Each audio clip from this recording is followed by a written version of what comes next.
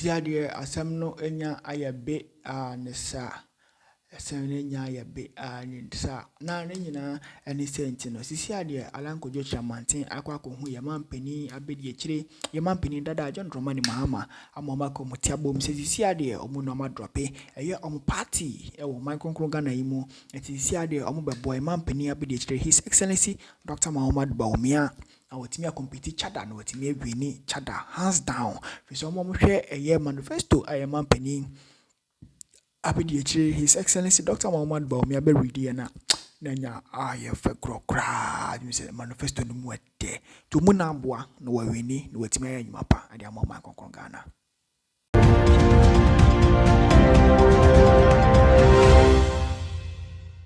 Also, a woman can name one him second to TV of Africa 37 every general say, then someone and a mabwa one and a medebro no swing you BC. In sort of for coming when a million you could be more. Your former President Mahama Akashe in some your day L2 FA na your presidents Nana and someone I be brave. It's in say I am be we still some and I say best room and once a best we need him so before baby cool be at Sana. Now what you do na waitie in someone na chese wo when yakoso e wo maka nemu nti ma wo refi so say wo be notification be no so ama ye de tumuna na onye bietie se ne ma boabo nsam ya no amede be ya jebre ne enkotie ye former president Mahama nensama odi etuhwa ne wia esanso ba ebedo ho nkomo nsam bebre eka President Akufo-Addo accusing him of being aware and unaware of the extent of corruption within his administration. The flag bearer of the opposition National Democratic Congress claims that the president is protecting corrupt officials. At a media interaction with journalists in the Upper East region after concluding his tour, he emphasized that the special prosecutor should be allowed to operate independently to combat corruption effectively. I'll be restricted, and during the season when it is raining and it is expected that the Bagri Dam will be opened, a lot of the water would be let go so that it lowers the water level, so that when the water from Bagri comes, it will not flood as extensively as it used to do.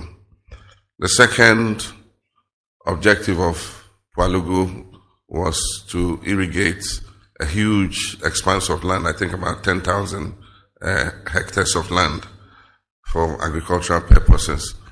And then the third, which is a byproduct of the dam, was to produce about 30 to 50 megawatts of power. And so it's a very important project, and I think that we didn't start it because we were not able to yet procure dedicated funding for it. Because for a project like that, when you start funding it, it must continue to its completion. And so when this new government came, they took it up. And in 2019, they cut short for it. But I noticed something. They said it was going to be funded from Government of Ghana budget. And I knew that that was going to be a problem. Because to have an almost $1 billion project funded from Government of Ghana budget, then you can be sure that it will face the hazards that every other project that depends on the consolidated fund faces. And that is exactly what happened. Of course, it made a lot of political capital for the president's party in cutting short for that project. But, I mean, one knew that it was going to face very difficult challenges. Unfortunately, we have rather lost money because almost $12 million was paid for no work done. You go to the site, there's absolutely nothing there. And so somebody has caused financial loss to the state, and must be held to account to come and answer what happened. But it's a project that is desirable.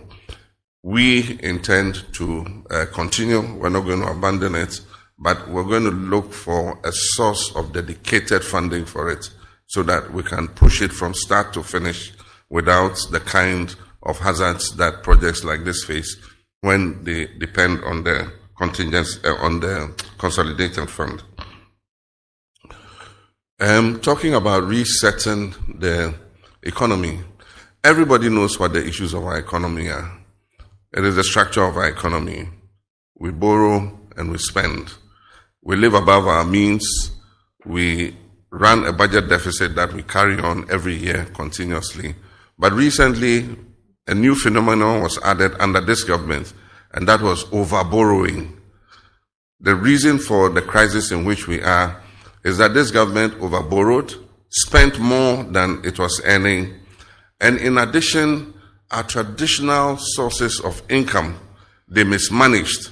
And so you have a situation where you are spending more, you are borrowing more, and yet the hen that lays the golden eggs, you're killing it. And so the golden eggs are not coming.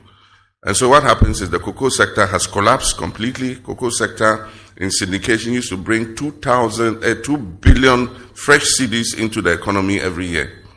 This year we hardly were able to borrow even 800 million. And so that is a traditional source that has held this economy since Gordon Gagisbeck time. They have come and mismanaged it.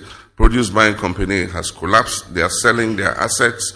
Produce Buying Company bought 30% of the cocoa that we exported in 2016 when I was president. Today, they have bought zero, and the banks are selling their assets. The workers have not been paid for 10 months. The Oforikro Municipal Assembly and National Road Safety Authority have established a new executive team to address road accidents in the Ashanti region.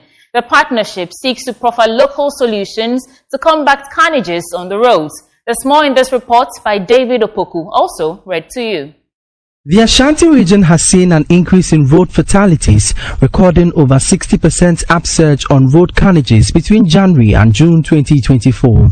This situation calls for urgent attention and measures to improve road safety in the region. Assistant Planning Manager at the Road Safety Authority in Ashanti region, Samuel Edujima, says local solutions to road accidents are critical in reducing the number of deaths in the region. As the committee met, we discussed a lot of issues that are happening that actually add on to the crisis that we are having. We talked about the fact that people are ignorant. They don't know the rules and regulations of our road. There are a lot of issues with our roads, with potholes and then street lighting systems. Some of our traffic lights are not functioning. We also talked about the fact that some of the people who are providing transport-related services do not have the technical knowledge relating to the jobs that they are doing, like organizers and some of the mechanics, that we have to, as a committee of the municipal, make sure that we get all these people on board, get them trained, give them some education on the rules and regulations that we have, so that they can work within the confines of the rules and regulations to make sure we are safe on our roads. The tricycle menace, lack of transport terminal, pedestrian walkway takeover, poor law enforcement and lack of street lights are among challenges of road safety in the Oforikro municipality. The Road Safety Authority is prioritizing the provision of comprehensive training to local assemblies to effectively educate schools, churches, drivers,